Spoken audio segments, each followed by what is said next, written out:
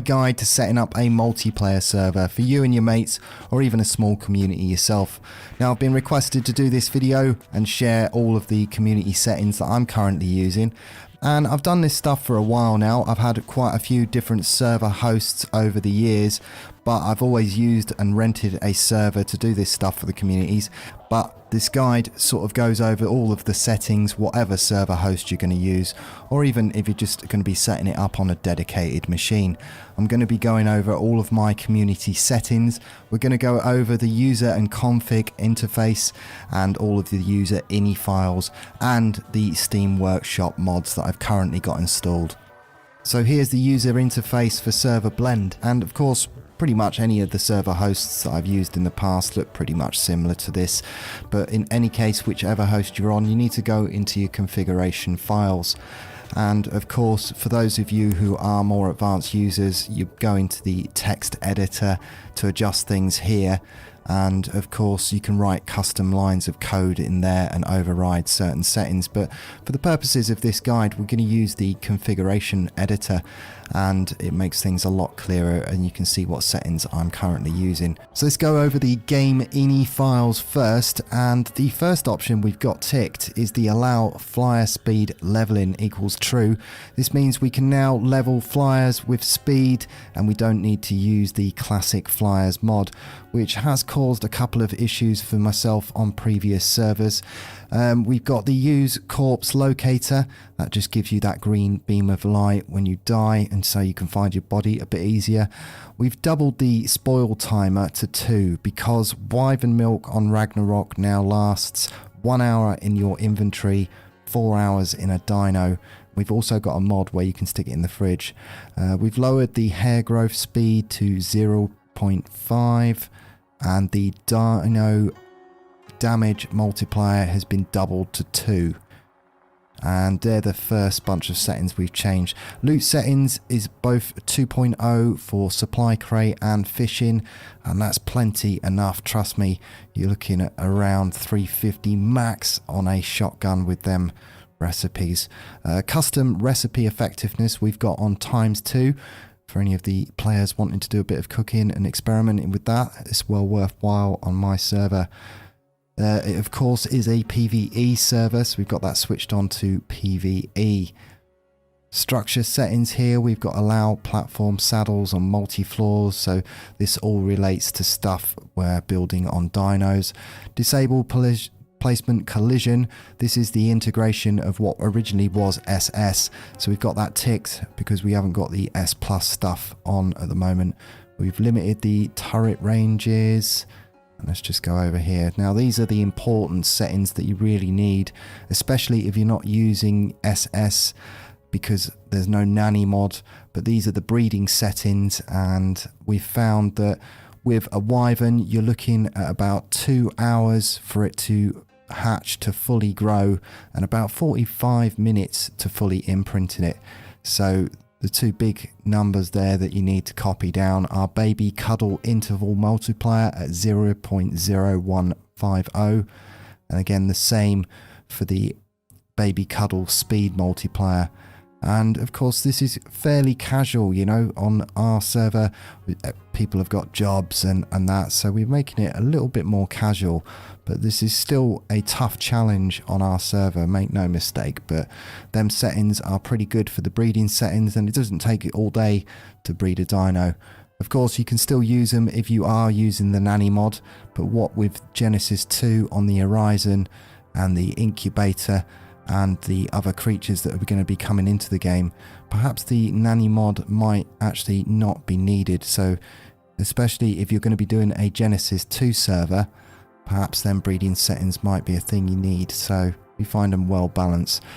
Player level stats, we haven't changed any of that. This all remains the same at default.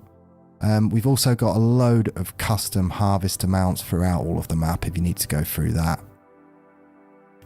Okay, onto the user settings, and of course this is where you'd set your password. I've got my server host name, you just change that to whatever name you would want, of course. I have actually put in the mod IDs here, but it's not necessary if you don't want to do it this way. There is another menu that we'll go into at the end of this when we get into the mods. This here is where you can also set a message of the day. We've got override official difficulty on 5.00. This ensures that we get 150 dinos on our server. We've reset the autosave period to 30 minutes, but as time goes on, we may need to change that to every 15. But every 30 minutes, we get a small lag spike when the server gets backed up, but it's nothing too bad at the moment. But of course, as the server gets more stuff on it, the saves get bigger, so we might want to change that later on to 15 minutes, but at the moment it's manageable. Of course, it is a PvE server, so we got that set to PvE. Disable weather fog. Now, it doesn't matter what host I've ever used or mod, we've never been able to disable the fog. So if anyone knows a custom command line, then comments down below. Anything we're willing to try to get rid of the fog. We've got allow third person and always notify a player when a player's left. So we've got that when somebody joins the server, so we know who's on and off. XP multiplier, that doesn't need to be touched anymore. I mean, XP really does come at a fast rate, and especially with some of the mods we've got. Taming speed we've got at 5.0, we think that's pretty reasonable. Harvest amount we've got up to ×4. As well, they've got this option to do your item stack size as well, and we're not using the item stack size because we've got a stack mod. So if you're going to put a stack mod on, you want to leave your stack size at 1. Otherwise it conflicts with that mod. So there's a slider here and you can go up quite high, but in our case we're using a stack mod because that combines with weight as well. And of course you can up your stacks, but you need to make it translate into the weight as well.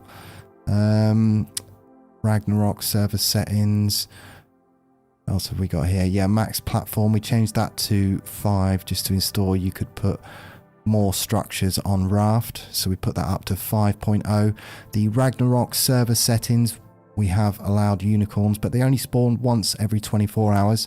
And of course they can die pretty quick, but as far as I know, only one person has found and tamed a unicorn on our Ragnarok server so far. So they are pretty rare, but you can adjust that if you want. We've got the enable volcano on as well. Show map, player map location and crosshair, that's enabled on our server. Structure settings all remain the same here. And don't think we changed anything. The max platform saddle limit, we might have upped that to 3,000, but again, it's just messing about with anyone who wants to do platform structures. Character settings remain the same. Dino settings, that doesn't need to change. All of this multi-server transfer stuff, even though there's a tick there, that just relates to whether you've got a cluster and if you want dinos to be able to transfer them between them.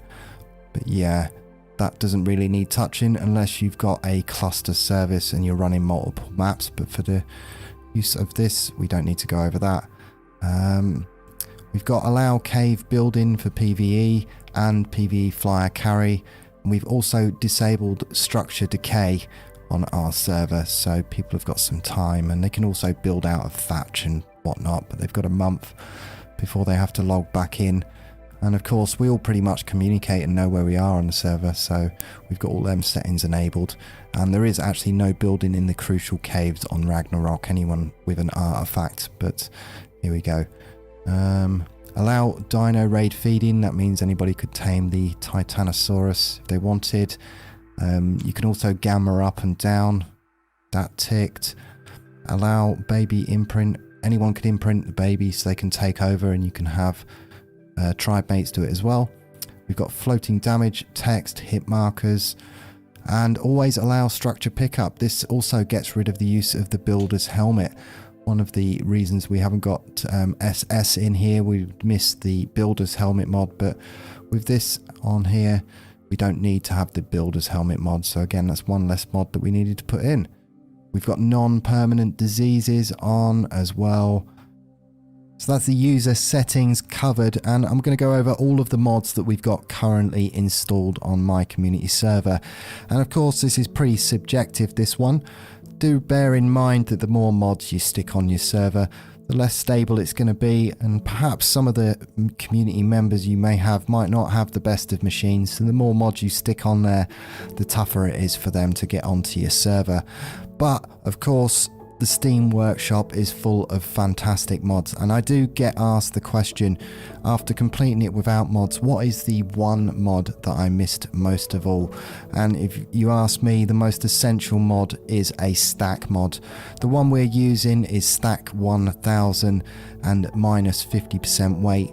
Now, of course, you'll notice within the user settings that we did have the option to change stack sizes, but of course that doesn't reduce the weight.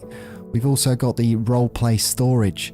This is a great mod in combination with the stack mod because, of course, some of the vanilla storage only has a few slots, sort of 75 slots, but this changes that. And it also has a fridge for your Wyvern milk that you can use. We are using the awesome spyglass as well. I think you've got to have that on a community server. We've got the auto torch mod, something that's just taken from the SS mod. We're also using Marnie mods. Now this just gives you the option to customize your character a little bit, and I've noticed that they do keep up to date with their mods on Marnie mods. We're using pipes and cables as well. This one's pretty useful for hiding your pipes and cables. As you can see, you get different size cables and pipes, so it helps hide things a lot better. And this is combined with the boron watering kit. That is all the boron watering kit is. It's just a pipe that goes into the ground and you can feed water from anywhere. So it's the only pipe in that mod, and yeah, it just keeps your maps nice and tidy. So here's a link to all of the mods that we're currently using in a collection for the Steam Workshop that you can follow down below.